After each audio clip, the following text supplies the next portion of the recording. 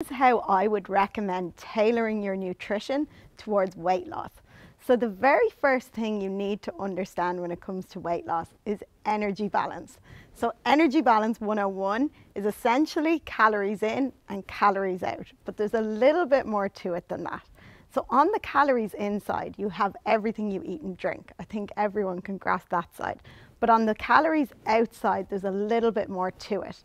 So there's 4 parts to the calories outside. The first part is what's called your basal metabolic rate. So this is the amount of calories your body needs every single day just to keep itself alive. And people completely underestimate how many calories your body actually needs to stay alive. You then have your NEAT activity, which is your non-exercise activity thermogenesis, which basically means all the calories burnt outside of exercise. And this is something that is often very overlooked when people are trying to lose weight. It's really, really important to increase your overall activity. You then have your exercise activity thermogenesis, which is your intentional exercise. And it's worth pointing out here that the purpose of exercise is not to burn as many calories as possible. The sole purpose of exercise should be to actually try to build muscle, because what this will actually do is increase your basal metabolic rate. And lastly, the thermic effect of food. So this is really important, and this is why having a high protein diet is important when it comes to fat loss. The thermic effect of food determines how many calories the food actually requires to be broken down in your body, and protein requires more calories than carbohydrates and fat.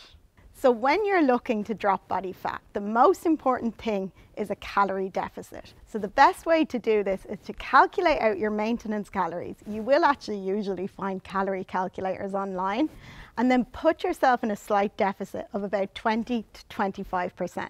I don't recommend cutting your calories any lower than that, because then it is just not sustainable. My next top tip is consistency over perfection. It is your consistency over time that is going to get you to your goals. You do not gain or lose weight in a day, so looking at the big picture is really important. So something I actually get my clients to do every week is they fill out a spreadsheet where they fill in their calories, their protein, their sleep, their step count, and what it does is it calculates their weekly averages, and then over time it calculates their monthly averages, because it is your consistency over time, not what you do on any given day, that's going to get you to your goals. Another top tip is making sure if you're in a fat loss phase that you are getting enough protein in your diet. This is really important on so many levels. As I mentioned before, it's more thermogenic than carbohydrates and fat, so it requires more calories to actually break it down in your body. The other reason why it's important is it's important on a cellular level, and it's also important for muscle recovery. And lastly, if you are in a fat loss phase, it is really important to have a high protein diet, because protein is more satiating than the other macronutrients, so it will leave you feeling fuller for longer.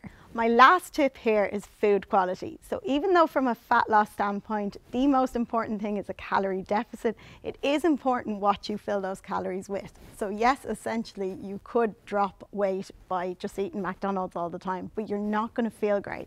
So in order to feel your best, so you can train your best, you want to make sure that you're filling those calories with good quality food.